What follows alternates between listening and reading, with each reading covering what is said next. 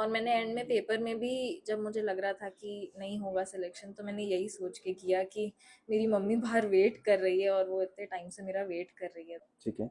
और कितने आवर्स की पढ़ाई करते थे आप टोटल? और दिन में क्लासेस वगैरह हटा के 8 घंटे ऑलमोस्ट। ओके, क्लासेस को छोड़ के हाँ। मतलब 5 to 6 आवर्स की क्लासेस होती थी की आपकी? नज़र में बहुत ज़्यादा रिस्पेक्टेबल प्रोफेशन है, इसलिए मैं अपने बच्चों को भी एनकरेज किया हुआ है। Tough okay. ज़रूर है, हम्म। इसलिए बच्चे थोड़ा डरते हैं और हम्म। बहुत लंबा पढ़ना पड़ता है। ओके। बट ये कि सही सपोर्ट और गाइडेंस हो तो हो सो सकता है। में अभी हमने देखा आप इंदौर से हो, तो लाइट हाँ। गई थी काफी सारे सेंटर पे, हाँ। तो आपके सेंटर में भी प्रॉब्लम था ये वाला? हाँ, मेरे सेंटर पे 1.5 आवर्स का कंप्लीट ब्लैकआउट था। ओके, मतलब 1.5 आवर्स लाइट नहीं थी वहाँ पे, एकदम नहीं थी। फिर भी आपका इतना बेहतरीन स्कोर आया है। हाँ, वो मैं बीच में बहुत ज़्यादा फोकस लूज कर दिया था। ओके। मुझे लगा नहीं था कि पेपर अच्छा हो पाएगा at all, okay. But I try to gather थोड़ा सा करेज, और फिर मैंने अंधेरे में ही मुझे जितना दिख रहा था उतना मैंने कर दिया। काफी सही है, मतलब बहुत सारे स्टूडेंट्स का आधा पेपर ही छूट गया था मतलब इस बीच में हाँ, मैं देखे तो। फैमिली का बहुत सपोर्ट रहा, उनके कारण ही मैंने ड्रॉप लेने का सोचा भी। Okay. If they had not been so supportive, मैंने सच में छोड़ दिया होता ओके। एकदम। सो हेलो गाइस, आज हम आ गए हैं मेडीमेड कैरियर इंस्टीट्यूट में। सो जैसा कि आप सभी को पता है कि नीट 2025 का रिजल्ट आ गया है। सो हमारे साथ एक स्टूडेंट है जिन्होंने काफ़ी अच्छा स्कोर किया है, तो आज हम उनसे बातें करेंगे कि उन्होंने इतना अच्छा स्कोर कैसे किया। हाय, क्या नाम है आपका? देवीना मलिक। ओके, कितना स्कोर है आपका? 522। ओके। सो 522 काफ़ी बढ़िया स्कोर है, तो अभी कैसी फीलिंग आ रही है आपको? बहुत अच्छा लग रहा है, फाइनली सिलेक्शन हो गया। हाँ, मतलब गवर्नमेंट कॉलेज जा रहे हो बढ़िया से। हाँ। ओके। सो क्या जर्नी रही आपकी, मतलब मेडीमेड करियर इंस्टीट्यूट में कैसे पढ़ाया जाता था और आपने मतलब कैसे इस जर्नी को फॉलो किया? मेडी मैथ्स में क्लासेस तो बहुत अच्छी चल रही थी, फैकल्टी भी बहुत अच्छे से पढ़ाते थे। ओके। एंड जैसे जैसे ईयर प्रोग्रेस हुआ एंड दे रियलाइज्ड कि कुछ बच्चे और अच्छा कर सकते हैं, तो they gave us extra test वगैरह, और हर टेस्ट के बाद बुलाते थे, डिस्कस करते थे पेपर की क्या प्रॉब्लम्स आ रहे हैं ओके। And everything. बहुत पर्सनली गाइड किया कि क्या इश्यूज आ रहे हैं, and they eliminated them one by one. Okay. अच्छा, ये जो स्कोर आपने 522 किया, ये मॉक टेस्ट में कितना स्कोर आता था आपका लगातार? मॉक टेस्ट में 580 से 650 के बीच में आता था। ओके, अच्छा, मतलब अभी नीट का पेपर थोड़ा लेवल वाला था। अच्छा। हाँ। ओके। और बाकी अगर मैं बात करूँ यहाँ की फैकल्टी के बारे में, तो फैकल्टी का कितना सपोर्ट रहा आपकी स्टडीज में? बहुत सपोर्ट था, they used to check in almost weekly, और जब टेस्ट की फ्रीक्वेंसी बढ़ गई तब तो ऑलमोस्ट हर टेस्ट के बाद चेक इन करते थे टू सी कि कौन से सब्जेक्ट में या कौन से टॉपिक्स में इश्यूज आ रहे हैं। ओके, मतलब काफ़ी ध्यान दिया जाता था। हाँ। ओके। और अगर मैं सब्जेक्ट वाइज बात करूँ, तो आपको कोई ऐसा सब्जेक्ट जो टफ लगता था पर्सनली? फिजिक्स बहुत टफ लगता था। ओके, टफ लगता था। तो क्या करते थे आप फिजिक्स के लिए, कुछ एक्स्ट्रा एफर्ट्स? फिजिक्स के लिए मैंने 2 रेफरेंस बुक सॉल्व की। इधर की कोचिंग की मॉड्यूल तो सॉल्व की ही। ठीक है। और कितने आवर्स की पढ़ाई करते थे आप टोटल? और दिन में क्लासेस वगैरह हटा के 8 घंटे ऑलमोस्ट। ओके, क्लासेस को छोड़ के हाँ। मतलब 5 to 6 आवर्स की क्लासेस होती थी आपकी और बाकी हाँ। एक्स्ट्रा, हाँ। मतलब 13 to 14 आवर्स में मान के चल हाँ। सकता हूँ। ठीक है।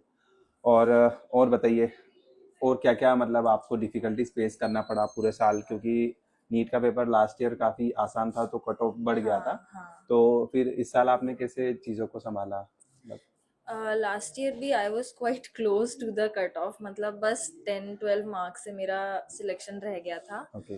तो इस साल I just try to work a lot harder, मैंने ज़्यादा आवर्स दिए, ज़्यादा फोकस से चीज़ें की, और अपने प्रॉब्लम एरियाज को टैकल किया ताकि मतलब बाद में इश्यूज ना आ रही। ओके। अच्छा, आपका जो अभी नीट में अभी हमने देखा आप इंदौर से हो, तो लाइट हाँ। गई थी काफ़ी सारे सेंटर पे, हाँ। तो आपके सेंटर में भी प्रॉब्लम था ये वाला?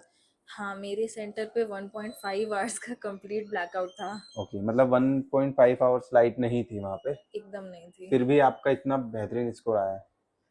हाँ, वो मैं बीच में बहुत ज़्यादा फोकस लूज कर दिया था। ओके। मुझे लगा नहीं था कि पेपर अच्छा हो पाएगा at all, okay. But I try to gather थोड़ा सा करेज, और फिर मैंने अंधेरे में ही मुझे जितना दिख रहा था उतना मैंने कर दिया। काफ़ी सही है, मतलब बहुत सारे स्टूडेंट्स का आधा पेपर ही छूट गया था मतलब इस बीच में। हाँ।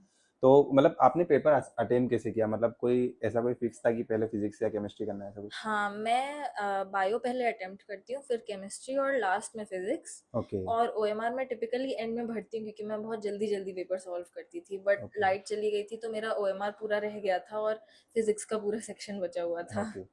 अच्छा, फिजिक्स में आपका कितना स्कोर आया इस बार? फिजिक्स में 72। 72 मार्क्स। ठीक है। तो फिजिक्स आपका मतलब लास्ट तक मीडियम ही रहा था?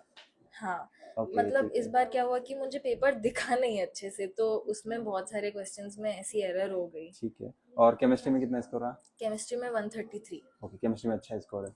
तो केमिस्ट्री में कैसे पढ़ते थे आप ओवरऑल देखे तो? केमिस्ट्री में मैं देखे तो। फैमिली का बहुत सपोर्ट रहा, उनके कारण ही मैंने ड्रॉप लेने का सोचा भी। If okay. They had not been so supportive मैंने सच में छोड़ दिया होता एकदम। और मैंने एंड में पेपर में भी जब मुझे लग रहा था कि नहीं होगा सिलेक्शन, तो मैंने यही सोच के किया कि मेरी मम्मी बाहर वेट कर रही है और वो इतने टाइम से मेरा वेट कर रही है, तो ओके, अच्छे से पेपर देते हैं हाँ। अंधेरे में भी। हाँ, ठीक है। तो बाकी और बच्चों को आप क्या बताना चाहोगे जो बच्चे अभी तैयारी कर रहे हैं नेक्स्ट ईयर भी, तो उन लोगों के लिए आपका क्या मैसेज रहेगा? बस यही कि don't lose focus and believe in yourself. Okay. अपने में फेथ रखोगे तो हो जाएगा। ठीक है। और डिस्ट्रैक्शन से कैसे बचना होगा बच्चों को?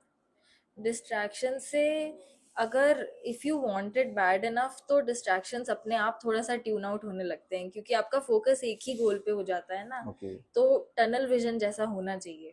मतलब अगर खुद फोकस हो तो डिस्ट्रैक्शन ऑटोमेटिकली बाहर हो जाएंगे। हाँ। ठीक है। आप यूज करते थे सोशल मीडिया वगैरह प्लेटफॉर्म? हाँ, पर मैंने एंड में छोड़ दिया था। ओके। मतलब 6 मंथ्स बिफोर द एग्जाम मैंने सब कुछ डिलीट वगैरह कर दिया था। ठीक है। और शॉर्ट नोट्स वगैरह आप कुछ बनाते थे, ट्रिक्स थे आप? हाँ, शॉर्ट नोट्स मैं बनाती थी हर टॉपिक के ऑलमोस्ट, और जिन टॉपिक्स में मुझे टफ लगता था उसमें तो डेफिनेटली। ओके।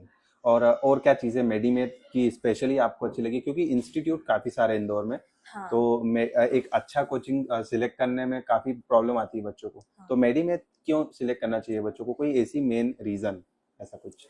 मेडीमैथ इसलिए सिलेक्ट करना चाहिए क्योंकि the teachers pay a lot of personal attention to the children, और मुझे जो एक्स्ट्रा पुश की ज़रूरत थी वो मुझे टीचर्स ने ही दिया। उन्होंने मुझे बहुत गाइड किया and they were able to find जो प्रॉब्लम्स मुझे नहीं दिख रही थी अपनी ओके। परफॉर्मेंस में, तो उसके कारण मेरा रिजल्ट अच्छा है। काफ़ी सही चीज़ है।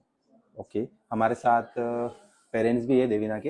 हेलो मैम, कैसे हैं आप? हेलो, बढ़िया। मैम, कैसा फील हो रहा है, आपकी बेटी ने अभी इस बहुत बार बहुत अच्छा अच्छा लग रहा है। स्कोर किया है? बहुत और अच्छा लग रहा है। ये मेरा एल्डेस्ट चाइल्ड है, तो ये ओके। हमारे घर का पहला ब्रेक थ्रू है। ओके। और ये सिलेक्शन मतलब मेडी मैथ आने के बाद हो पाया है, क्योंकि ओके। लास्ट ईयर भी हम क्लोज थे, बहुत ओके। क्लोज थे गवर्नमेंट कॉलेज सिलेक्शन के। और ठीक है। जो फेथ मतलब मुझे आशुतोष सर या आनंद सर के साथ जो कंफर्ट लेवल मुझे फील होता है कि वो हर बच्चे को उसके हिसाब से उसकी कमियां बताते हैं, उस सुधारने का तरीका ओके। बताते हैं। तो वो मतलब रिजल्ट शायद आप लोग आज देख रहे हैं, मुझे 6 महीने पहले से इतना कंफर्ट आ गया था कि ओके, हो हाँ, जाएगा। कुछ अच्छा ही होने वाला है। ठीक है। सो मैम, इसके पहले कोई आपकी फैमिली में मतलब था एमबीबीएस वगैरह में? जी, मेरे घर में ऑलमोस्ट हर जनरेशन में कोई ना कोई डॉक्टर रहता है। ओके। और मेरी नज़र में बहुत ज़्यादा रिस्पेक्टेबल प्रोफेशन है, इसलिए मैं अपने बच्चों को भी एनकरेज किया हुआ है। Tough okay. ज़रूर है, हम्म। इसलिए बच्चे थोड़ा डरते हैं और हम्म। बहुत लंबा पढ़ना पड़ता है। ओके। बट ये कि सही सपोर्ट और गाइडेंस हो तो हो सो सकता है। आप लोग इंदौर के ही है लोकल ना? जहाँ जी, से? अब बोल सकते हैं कि पूरे इंडिया को बिलोंग करते हैं। नेटिव जो हूँ मैं बिहार की हूँ। ओके। इसके फादर जो है वो लखनऊ के हैं, ओके। पर ये बच्चे सारे इंदौर में ही पले बड़े हैं। ओके। सो मैम, आपने इनकी मेहनत को काफ़ी क्लोजली देखा होगा। हाँ। सो कितनी मेहनत रहती थी इनकी स्टडीज़ में? अ, हर बच्चे का एक स्टाइल होता है पढ़ने का। हम्म। कुछ बच्चे बहुत घंटे लगा के पढ़ना चाहते हैं, कुछ बच्चे कम घंटों में बहुत हाई कंसंट्रेशन से पढ़ लेते हैं, जी। और कुछ बच्चे सेल्फ डिसिप्लिन्ड होते हैं, कुछ बच्चों को बाहर से मॉनिटर करना पड़ता है। तो ये हर बच्चे का डिफरेंट होता है, जो कि मेडीमैथ में बेटर हैंडल हो गया, ओके। क्योंकि इनका क्लासरूम साइज और वो ग्रुप साइज थोड़ा कंट्रोल्ड है। और जो देवीना का स्टाइल है वो ये है कि यदि मेरा टारगेट फिक्स हो गया है तो उसके बाद she will work hard to achieve it. Okay, मतलब वो जो डेली का टारगेट हाँ, है उसको कंप्लीट हाँ, करना ही कर है। लेगी। हाँ। ओके। और आपका कितना सपोर्ट रहा, आप ही बता दीजिए, आपने क्या क्या चीज़ों में सपोर्ट करते रहे आप? मैंने मतलब खैर एज अ मदर तो कुछ बोलना नहीं चाहिए, मदर का एंडलेस सपोर्ट होता है चाइल्ड हाँ। के लिए। पर मैं बिलीव बहुत करती हूँ अपने बच्चे में, ओके। इस दुनिया में बहुत सारे डिस्ट्रैक्शंस होते हैं, आपको तरह तरह की अजीब अजीब खबरें मिलती हैं, हाँ। कई बच्चे बुरा स्टेप भी उठा लेते हैं, करेक्ट। पर मुझे बहुत ज़्यादा विश्वास है अपने बच्चे में कि मैंने इतने अच्छे से पाला है कि वो अच्छा ही करेंगे। ओके। सो मैम काफ़ी सारे पेरेंट्स भी ये वीडियो देख रहे हैं, तो पेरेंट्स के लिए आप क्या मैसेज दोगे कि ज़्यादा बच्चों पे प्रेशर ना करें, ऐसा कुछ आप हाँ, प्रेशर प्रेशर तो ना करें, कन्विंस कर सकते हैं, रास्ता दिखा सकते हैं, क्योंकि 16-18 साल का बच्चा बहुत छोटा होता है, इसलिए रास्ता दिखा सकते हैं और फेथ रखें उनमें। और पहले के मुकाबले आज की तारीख में 100 गुना ज़्यादा अपॉर्चुनिटीज़ हैं, पर फेथ बहुत ज़रूरी है। ओके। फेथ मतलब माँ बाप और बच्चे के बीच का ट्रस्ट कभी नहीं टूटना चाहिए, ठीक है। ओके। ये बहुत ज़रूरी है। चलिए, so thank you ma'am. Thank you. Thank you Devina. Thank you. So